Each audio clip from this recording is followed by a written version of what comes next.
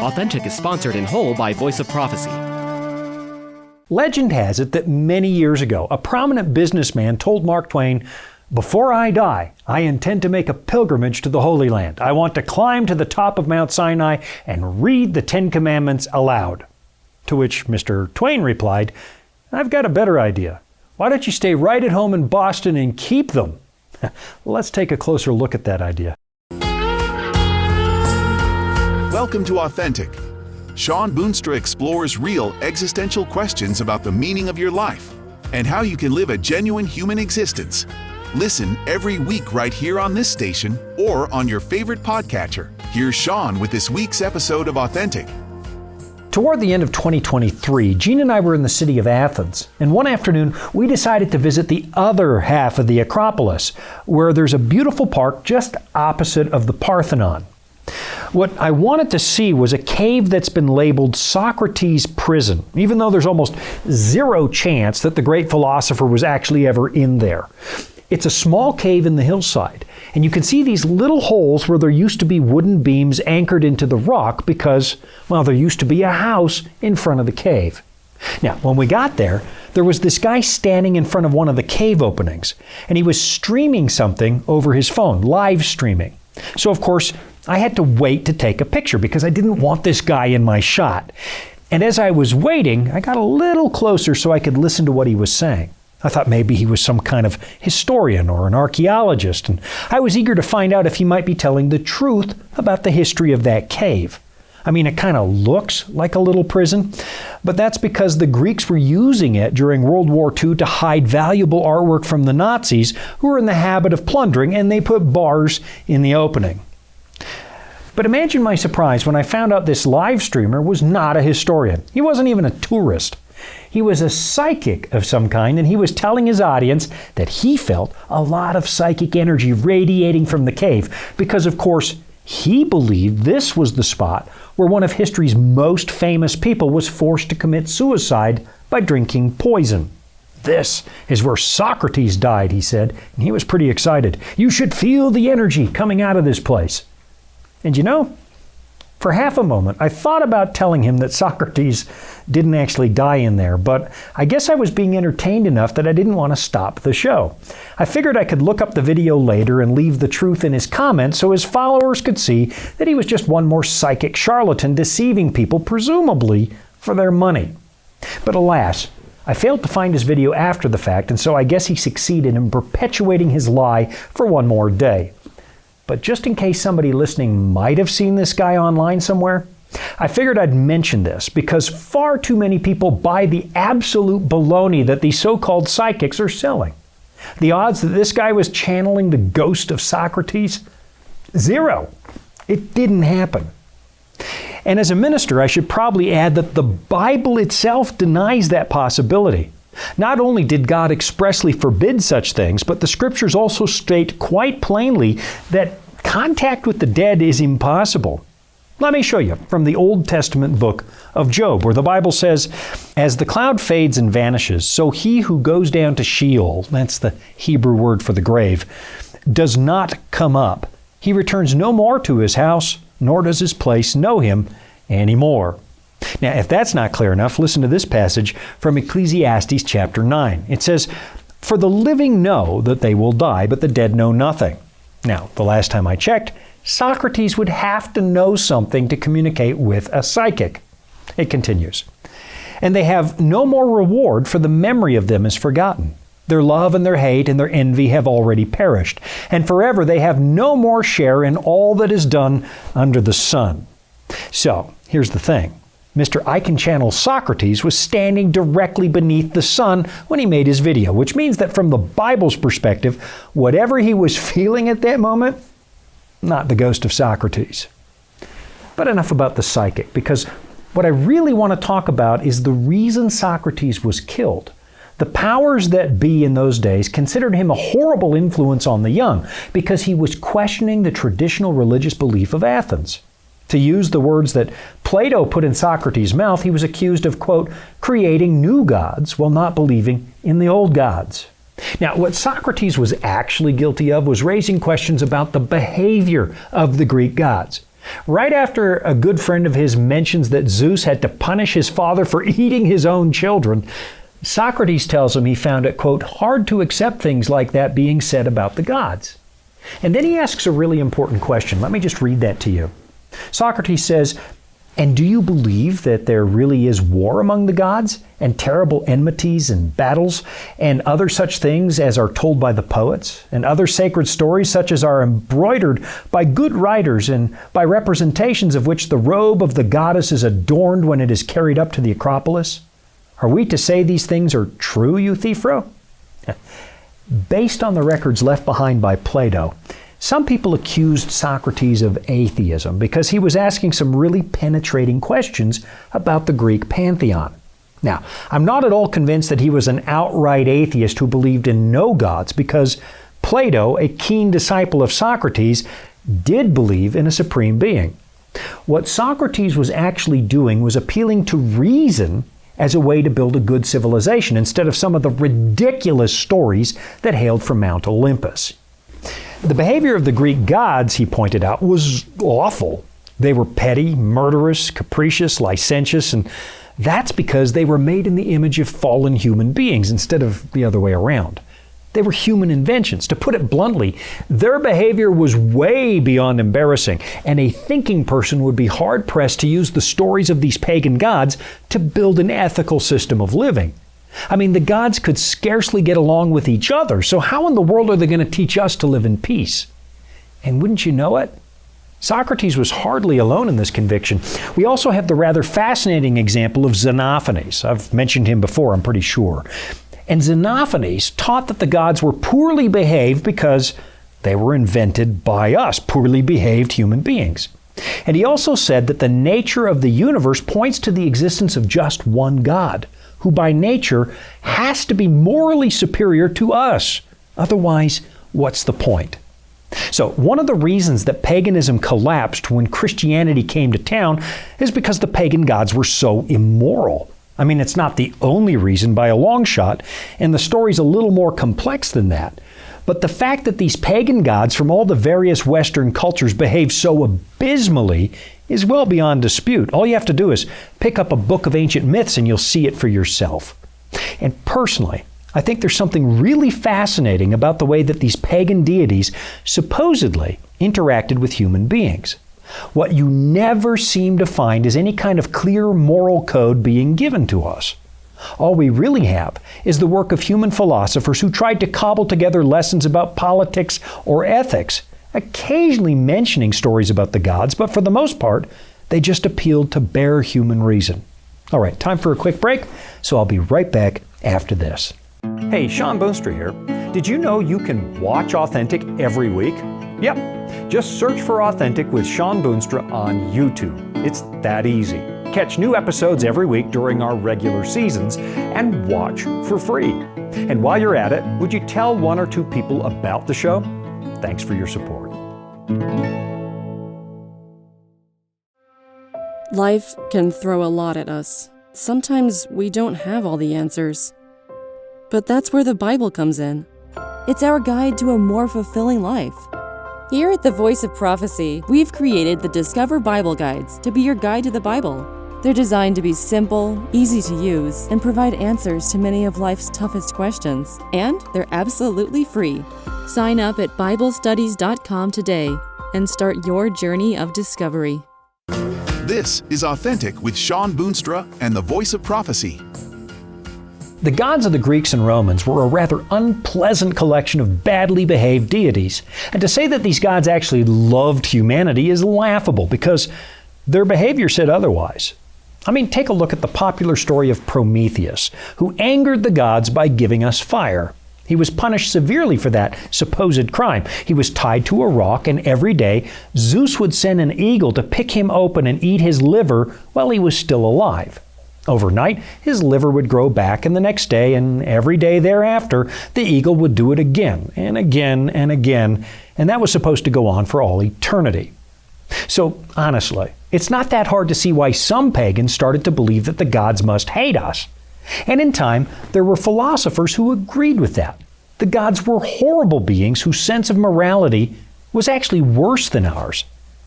But then compare that story to the story you find in the Bible, where it's not the Creator who behaves badly, it's us. If anything, the God of Abraham is unbelievably patient, and instead of acting arbitrarily, He's got a rock-solid moral character you can always count on. He doesn't leave us guessing as to the basics of right and wrong, which is what the Greek philosophers had to figure out for themselves. I mean, most of Plato's work was really just ethical guesswork based on rational arguments. And while it makes for some really interesting reading, and he certainly was right about some things, it's just philosophical speculation, and it lacks any guidance from the so-called gods.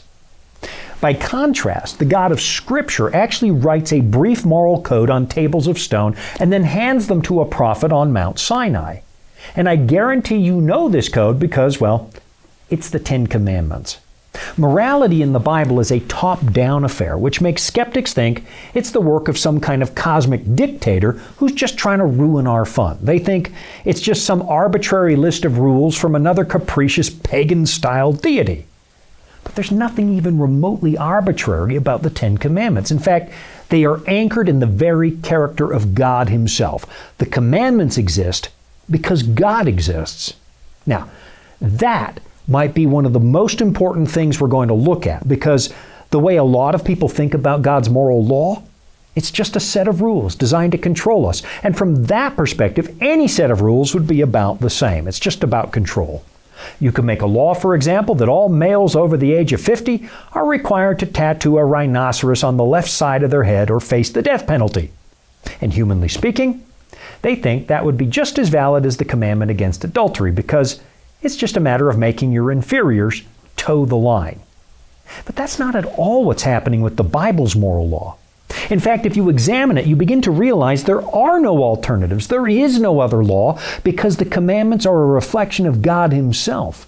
It's not arbitrary, because there's nothing arbitrary about God. I mean, have you ever wondered why the penalty for sinning seems so severe? The Bible says the wages of sin is death. And the way some people respond to that, you'd think that the God of the Bible is just like the gods of Mount Olympus. Ignore their demands or cross them and they'll kill you. It's a matter of ego or personal pride. But with the moral law you find in the Bible, it's something else entirely. If the law is actually a reflection of God's own character, and you and I choose to defy it, we're actually living an inauthentic life, because we're deliberately separating ourselves from the one and only source of life in this universe. From the Bible's perspective, sin is not just a matter of breaking some rules, it's more a matter of compromising your own ability to live. Maybe one of the best ways to think about it is like this. According to the Bible, God's chief defining characteristic is love. Now, not the sentimental, sloppy kind you find in modern rom-coms, but everlasting, principled love. A love that always does what's right, even when that means personal inconvenience. And when that perfectly loving God first set this universe in motion, He stood back, looked at what He made, and said, "It is very good." He made that pronouncement after the creation of human beings, because that week we were God's crowning achievement. And because God is love, that meant we were also made for love. In fact, one of the first things you find in the Bible is the institution of marriage, where a husband and wife are said to be one person. That's a dim reflection of God's own character, because as you read the rest of the Bible, you discover there's just one God, but He's three persons in one God. The book of Genesis says we were made in God's image, which means that you and I were supposed to be a demonstration of God's goodness and glory. If somebody watches us, at least the way we used to be, they should be able to learn something about the character of the one who made us. And in order to demonstrate love, we had to be free. Because if you can't choose not to love, well, in that case, love becomes kind of meaningless.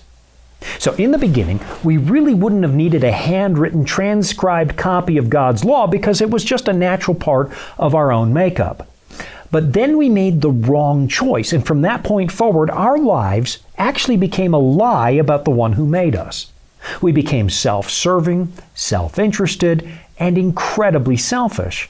And now someone could watch us and blame God for the horrible things we do. I mean, just take a moment and think of all the times you've heard critics scoff at the church because of the way the members behave. That's what your God is like. He caused you to do that. And sometimes they kind of have a point because our behavior is not always a good reflection of who God is. But the 10 Commandments are that reflection, and they don't change. After the fall, God had to retrain us. He had to commit His moral code to writing so that we could hold it up like a mirror and examine our moral selves. I mean, maybe you've wondered when the Bible says that all of us fall short of the glory of God, how exactly you're supposed to know how far you've fallen. The answer is simple. The glory of God is on full display in His moral law. The Bible tells us in 1 John 4 verse 8 that God is love, and wouldn't you know it, the book of Romans describes His moral law the same way. Just listen to this description found in Romans chapter 13, where it says, "Owe no one anything except to love each other. For the one who loves another has fulfilled the law. For the commandments, you shall not commit adultery, you shall not murder, you shall not steal, you shall not covet, and any other commandment are summed up in this word, you shall love your neighbor as yourself. Love does no wrong to a neighbor, therefore love is the fulfilling of the law." Now, some modern Christians are going to insist for whatever reason that Christian love has somehow replaced God's law. And they'll tell you it's because of Jesus' death, burial, and resurrection. And they say, look, because of that, the moral law is no longer in force. Its only purpose, they say, was to prove that sinful human beings cannot live up to God's standards. I mean, I remember visiting this guy more than 25 years ago, and he was agitated about this idea that God might actually require obedience. What we have now instead of the law, he told me, is grace. And of course, that's kind of true. Our salvation can't be earned by working for it. Your transgression against God's holiness is way too big for you to be able to fix it by paying spiritual reparations. When it comes to salvation, there is no time off for good behavior. And I'll be right back after this quick break to tell you why. Here at the Voice of Prophecy, we're committed to creating top-quality programming for the whole family, like our audio adventure series, Discovery Mountain. Discovery Mountain is a Bible-based program for kids of all ages.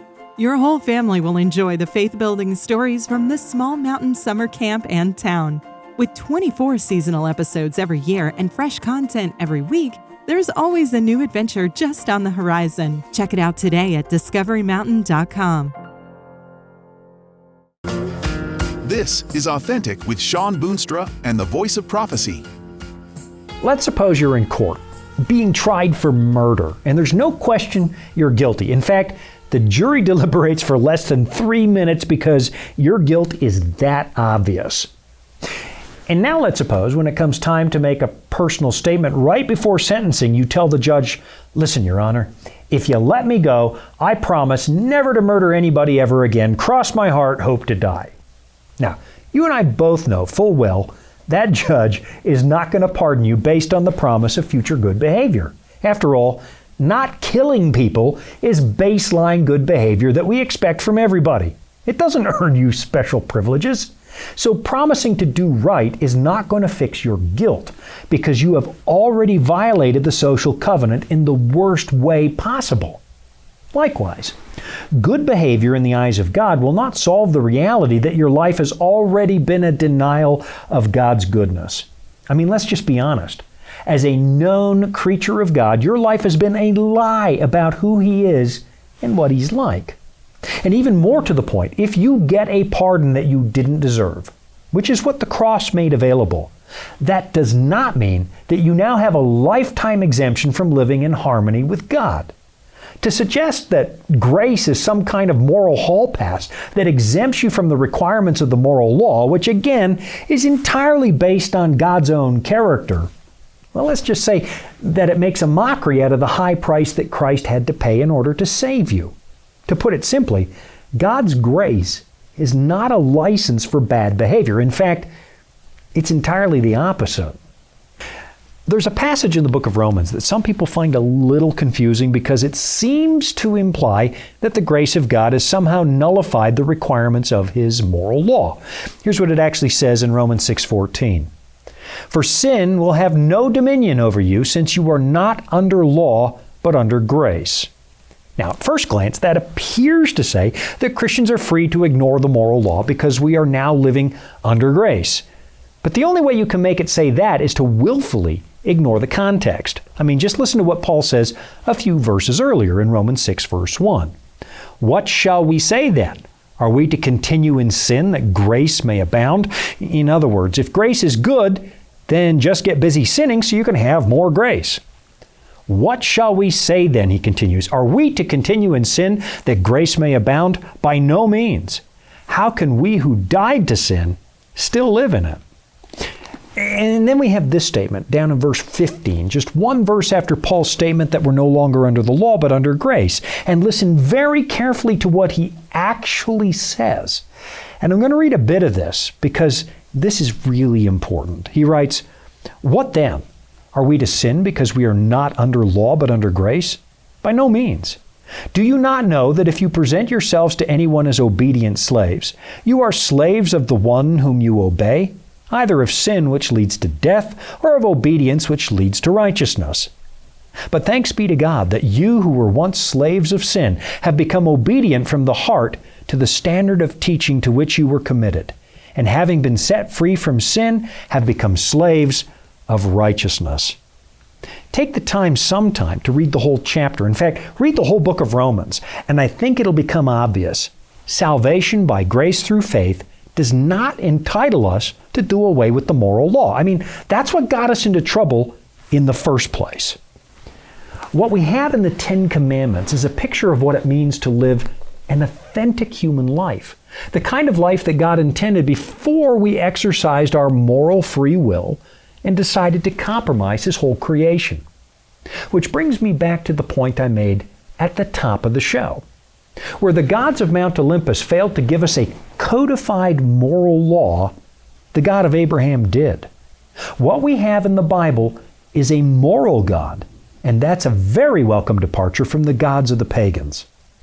But there's still something deep inside of us that chafes at the notion that we might be accountable to somebody.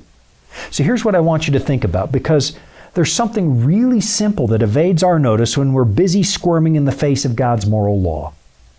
What would you rather have? An amoral God? One who doesn't care about right and wrong?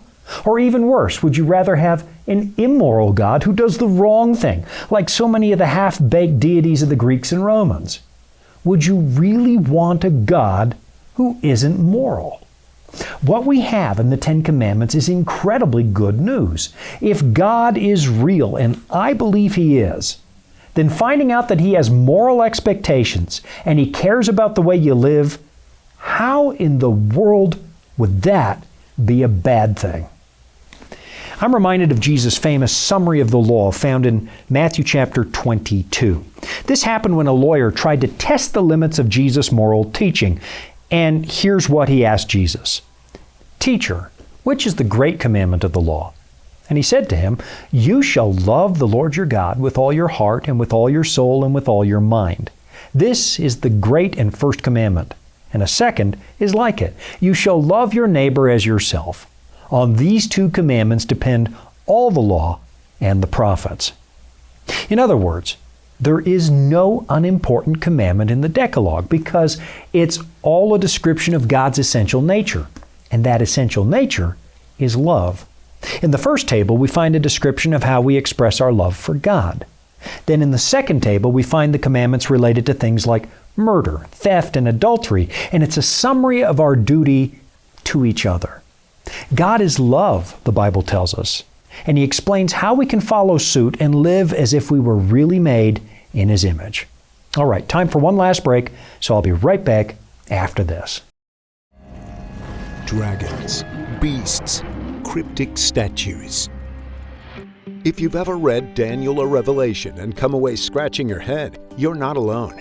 Voice of Prophecy's free Focus on Prophecy guides are designed to help you unlock the prophetic mysteries of the Bible and deepen your understanding of God's plan for you and the world around you. You can study online or request them by mail. Visit BibleStudies.com and start bringing prophecy into focus today. Welcome back. It's Authentic with Shawn Boonstra and the Voice of Prophecy. Okay, I've probably blabbed on long enough, which I do every single week. But before I stop, let me say this. I honestly believe that some people wish that God's moral requirements didn't exist because of the pain they feel when they realize just how unlike God we really are. Our behavior doesn't line up with what we find in the commandments. The commandments, the Bible explains, are like a mirror that shows us our real condition. It reveals that we aren't the best example of what it means to be made in the image of God. In fact, some days it looks like the complete opposite.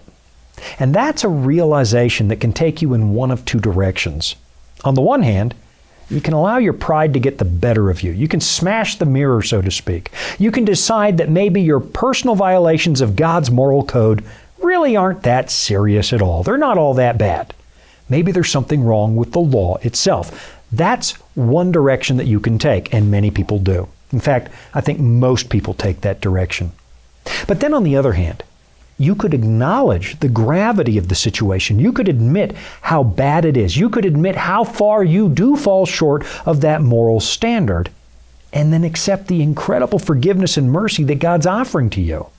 You can celebrate the fact that you have a moral God who doesn't change, and He cares about you. And even though you and I have violated His trust in the worst possible way, I mean, not only did we break His law and turn our backs on Him, we ultimately even murdered His Son at the cross. Somehow, He still remains interested in helping you recapture the joy of living an authentic human life. 3,000 years ago, the psalmist wrote these words in Psalm 119. He said, "Great is your mercy, O Lord. Give me life according to your rules." Some people say that the commandments are a recipe for oppression and death, but the Bible says just the opposite. Sometimes it really does pay to conform. It really does pay to color inside the lines, to live by the rules, because the final picture, when you do that, is all the more beautiful. When you and I color outside of the lines, when we decide we want to be independent and we want to break free from any authority that God might have over our lives, ask yourself this.